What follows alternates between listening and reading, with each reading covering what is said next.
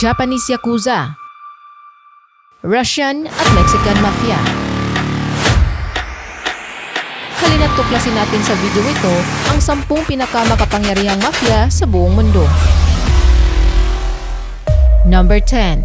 Alatin Chakichi, ang pinakamakapangyarihang mafia sa Turkey. Dati siyang miyembro ng ultra-nationalist group na Grey Wolves. Si Chakichi ang nangulo sa tinaguriang Turk Bank Scandal. Ito ay ang assassination ni Cavit Kaglar, ang mayamang businessman mula sa Bursa, Turkey at isang high-level politician and government minister. Nahuli siya sa France noong 1998 at nasentensyahan ng 5 taon dahil sa kaso ng pagpapatakbo ng gang. Gayunpaman, napawalang sala ito noong December 1, 2002 at lumipad sa Greece sa kabila ng pagbabawal sa kanya na umalis ng bansa gamit ang Peking passport. Palipat-lipat ito ng bansa hanggang sa nahuling muli sa Paris at pinadeport sa Austria taong 2004 at binalik sa Turkey para sa kanyang kaso. Hanggang ngayon, patuloy pa rin ang paglilitis nito. Number 9. Walang iba kundi ang tinaguriang Bulgaria's most infamous gangster, Vasil the Skull Voskov. Ang taong ito ay meron lang namang net worth na $1.9 billion kada taon. Inamin mismo ni Vasil na siya ang nag-utos sa pagkitilang buhay ng businessman na si Manol Velev na binaril noong 2006 at nanatiling nakakoma hanggang sa mawalan ito ng buhay noong March 5, 2022. Taong 2009, tahasang inilathala ng acting US Ambassador to Bulgaria John Ordwik sa isang diplomatic letter at tinawag si Voskov as the most infamous gangster. Napagkaalamang active pa rin ito sa money laundering, in privatization fraud, extortion, racketeering, and the illegal trade in antiques. Number 8. The Yamaguchi Gumi.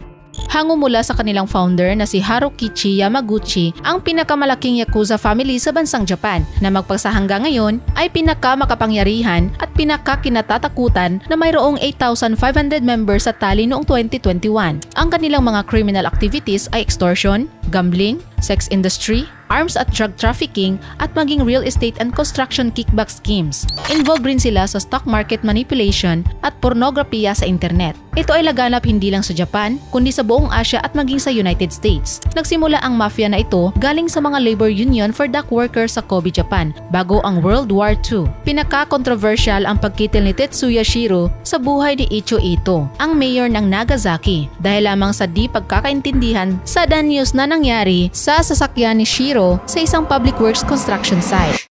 Number 7. Primero Comando da Capital. Kilala ang Primero Comando da Capital bilang the largest gang in Brazil. Pinamumunuan ito ni Gilberto Aparecido dos Santos alias Fuminho. Kontrolado lang naman niya ang lahat ng galaw ng bawal na gamot, hindi lamang sa Brazil kundi sa neighboring countries nito gaya ng Paraguay. Ito ang tinaguri ang largest criminal organization sa Brazil na mayroong 20,000 members kung saan 6,000 members nito ay nasa kulungan.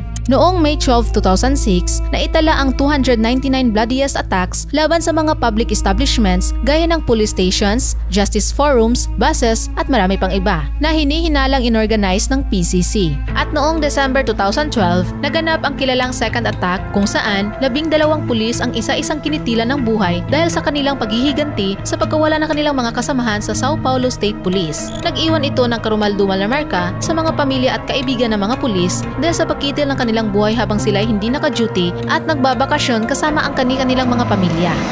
Number 6. Solnsevskaya Bratva.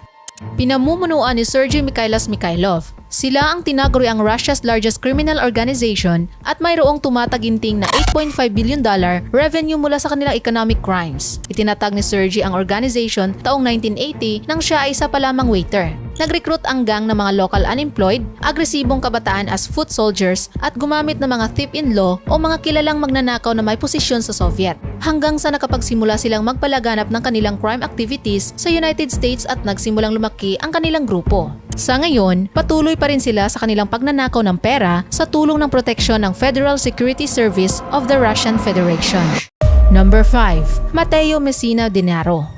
Siya ang leader ng pinaka-notorious na mafia sa buong Italy, ang Costa Nostra Organized Crime Group. Tinagurian rin siyang one of the world's most dangerous criminal. Nagsimula ang criminal career nito sa edad na 18 bilang isang bodyguard at isang professional killer. Nagsimula itong maging fugitive sa taong 1993 matapos pamahalaan ang madugong bomb attacks sa Capaci at Via de Amelio, Sicily. Nagsani ito ng pagpanaw ng 10 individual at 73 iba pang sugatan. Bukod pa rito, kilala rin ang kanilang grupo sa walang habas na pangingikil at international drug activities. Naging malaya siya sa loob ng halos 30 taon hanggang hanggang sa madakip kamakailan lang nitong January 16, 2023 sa edad na 60 years old. Number 4. Rudach Organization. Ang Rudach Organization o kilala rin bilang The Corporation ay isang Albanian mafia. Ito ay isang grupo ng magkaibang crime group syndicates, subalit ang mga grupo o organisasyong ito ay gumagalaw bilang isang pamilya, kaya't pinakaimportante sa kanila ang loyalty, honor at family. Ang operasyon nila ay laganap sa buong mundo, kabilang ang human trafficking, bawal na gamot at bank infiltration. Ang Rudach Organization ay nakabase sa New York na pinamumunuan ni Alex Rudach, isang ethnic Albanian galing sa Olsztyn, Montenegro. Sa ngayon, mahigit 20 members ng Rudach Organization ang nahuli dahil sa various crimes kabilang ang gambling at racketeering. Number 3. Genovese Crime Family.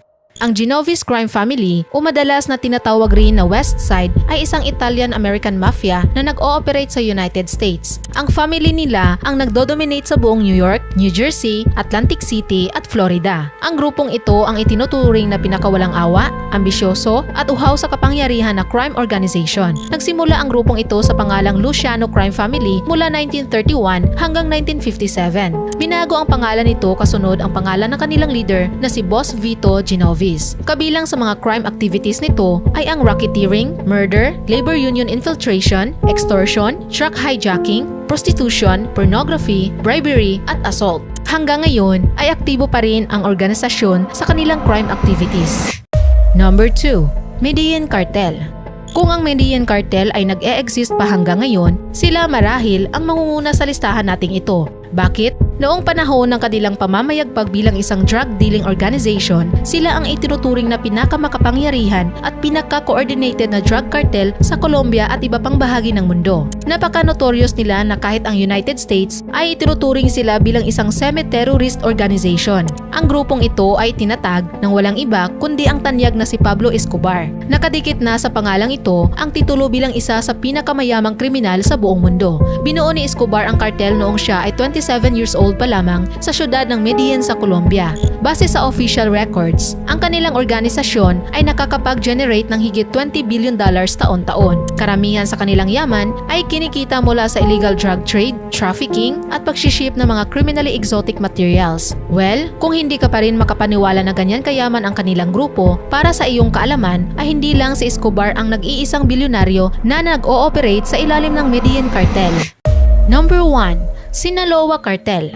Ang nangunguna sa pinakamakapangyarihang mafia sa buong mundo ay makikita sa Mexico. Kung ang Medellin Cartel ay kilala sa buong mundo, pues, pangalawa lang sila kumpara sa impluwensya ng Cartel de Sinaloa. Nagsimula ito noong 1980s at magpasa hanggang ngayon, ang cartel na ito ang tinaguriang pinakadominante, pinakamatagal at matatag na cartel sa buong Mexico. Bagamat nahuli kamakailan lang ang leaders nito na si Joaquin El Chapo Guzman at anak niyang si Ovidio Guzman Lopez, ang cartel ngayon ay pinamumunuan ng old school leader na si Ismael Zambada Garcia alias El Mayo at mga anak nitong si Alfredo Guzman Salazar at Ivan Arquivaldo Guzman Salazar. Ang network ng most organized crime group na ito ay tumataginting ng $39 billion bawat taon. Sa kasalukuyan, ang Sinaloa Cartel ang pinakamalaki sa kadahilan ng kinokontrol nito ang mahigit 60% na drug revenues.